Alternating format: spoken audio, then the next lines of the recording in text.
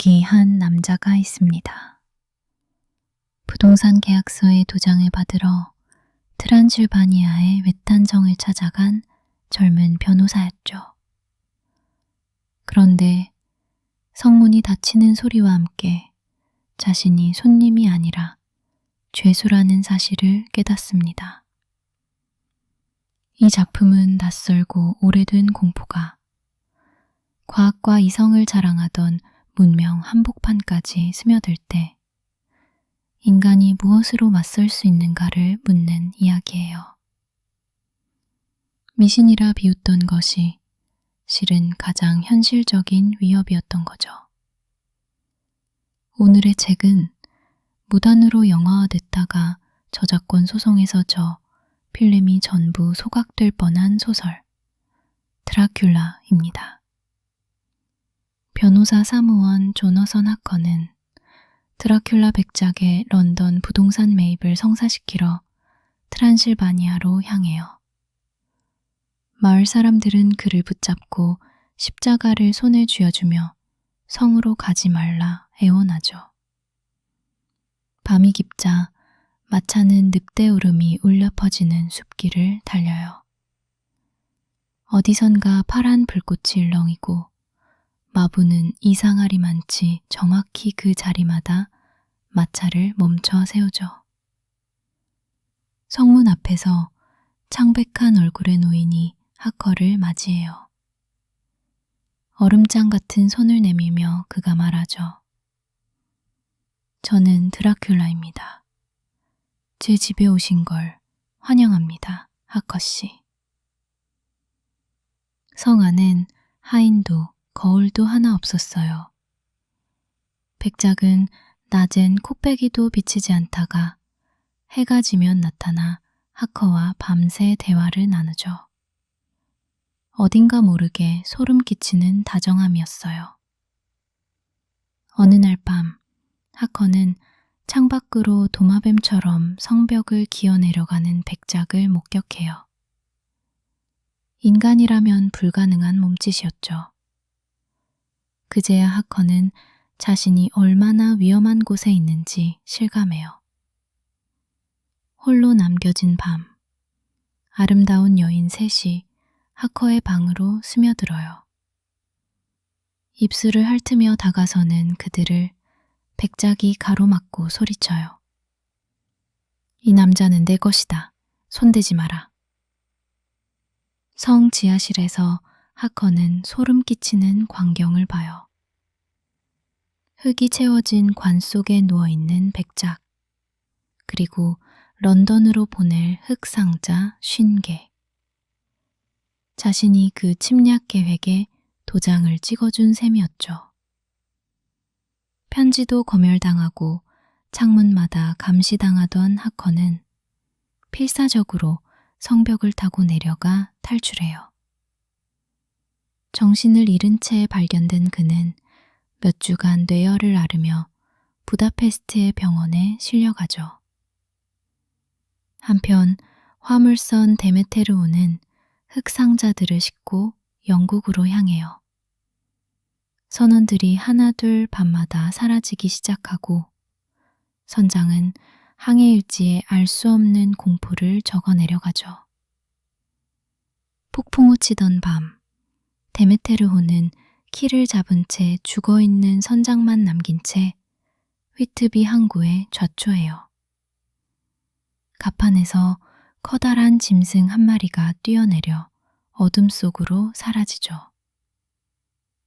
약혼자 하커의 소식을 기다리던 미나 머레이는 절친한 친구 루시 웨스트나를 만나러 휘트비에 와요.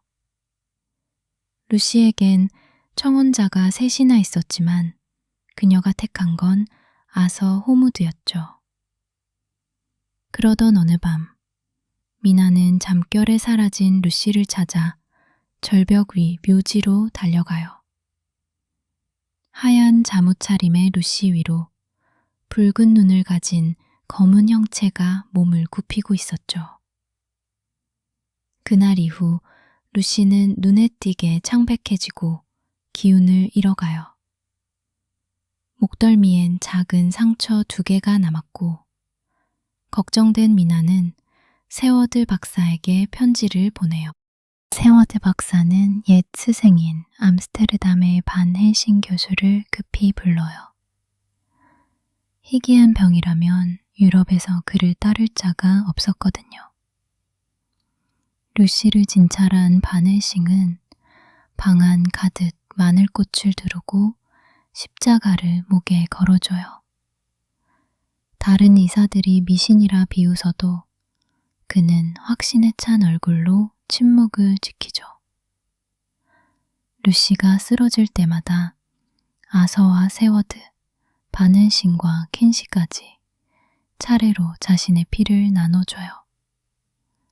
자기도 모르는 새 네 남자 모두의 피가 그녀 안에 흐르게 된 거죠.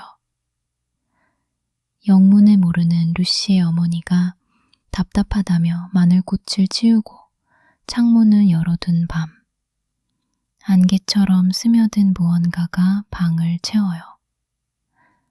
다음 날 아침, 루시는 싸늘하게 식어 있었죠. 장례를 치른 지 얼마 안 돼 햄스테드 공원엔 밤마다 아이들을 홀리는 하얀 여인의 소문이 돌아요. 사람들은 그녀를 블루퍼 레이디라 불렀죠. 바늘싱은 남자들을 모아놓고 마침내 진실을 밝혀요. 우리가 상대할 건 미신이 아닙니다. 루시는 지금 진짜 흡혈귀가 되어 있어요. 무덤을 연 그들 앞에 관 속의 루시는 섬뜩한 미소를 짓고 있었어요. 아서는 떨리는 손으로 심장에 말뚝을 박고 반 헬싱의 기도 속에 그녀의 얼굴은 다시 평온을 되찾죠. 때마침 회복한 하커가 미나와 결혼에 돌아와요. 트란실바니아에서 쓴 그의 일기가 백작의 정체를 확신시키는 결정적 증거가 되죠. 5사람, 바늘신과 세워드, 아서와 퀸시와 하커는 손을 맞잡고 맹세해요. 런던 어딘가 숨어든 백작의 흑상자를 모조리 찾아내 파괴하기로. 세워드의 정신병원은 파리와 거미를 받아먹는 환자 앤필드가 있었어요. 그는 밤마다 창밖을 향해 중얼거려요. 주인님이 오고 계세요. 남자들이 흑상자를 뒤쫓는 사이 백작은 하커의 집에 숨어들어요. 최면에 걸린 듯 잠든 조너선 곁에서 미나는 홀로 붉은 눈과 마주하죠.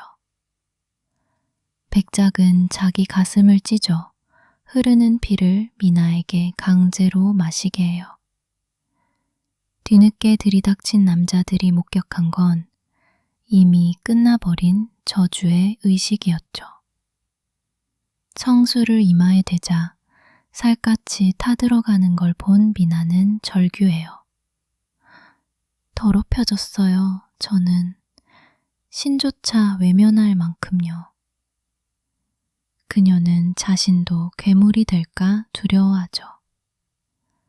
미나를 아끼던 램필드는 뒤늦게 후회하며 백작을 막아서요. 하지만 그 대가는 처참했죠. 백작은 그를 가차없이 짓밟고 병실을 빠져나가요. 남자들은 런던 곳곳에 숨겨둔 백작의 흑상자를 하나씩 찾아 파괴해요. 마지막 은신처를 잃은 백작은 남은 관 하나에 몸을 싣고 고향으로 도주하죠. 바네싱은 저주로 이어진 미나를 최면에 걸어 백작이 있는 곳의 소리를 짚어내게 해요. 삐걱거리는 뱃소리, 흐르는 물소리, 그 실마리로 추격이 시작되죠. 일행은 눈보라치는 유럽을 가로질러 백작의 관을 실은 집시 마차를 뒤쫓아요. 해가 지면 백작이 되살아난다는 걸 모두가 알고 있었죠. 해 지기 직전 하커와 퀸시가 마차를 따라잡아요. 하커의 칼이 백작의 목을 가르고 퀸시의 칼이 심장을 꿰뚫는 순간 그는 한 줌 먼지로 흩어져요. 퀸시도 그 싸움에서 치명상을 입었죠. 백작이 사라진 순간 미나의 이마에 남았던 흉터도 거짓말처럼 지워져요. 숨을 거두던 퀸시가 마지막으로 웃으며 말해요. 이제야 그녀의 이마가 깨끗해졌군요. 드라큘라가 남기는 가장 서늘한 지점은 진짜 공포가 성이 아니라 우리 곁까지 스며들 수 있다는 거예요. 낯설다고 외면한 것이 실은 가장 가까운 곳에 있었던 거죠. 브램 스토커는 조용히 되묻습니다. 우리가 두려워하는 건 정말 괴물일까요? 아니면 우리 안에 이해할 수 없는 것들일까요? 여러분의 일상에도 애써 외면하고 있는 낯선 그림자가 있진 않나요? 답은 내리지 않은 채 오늘은 여기서 마칠게요.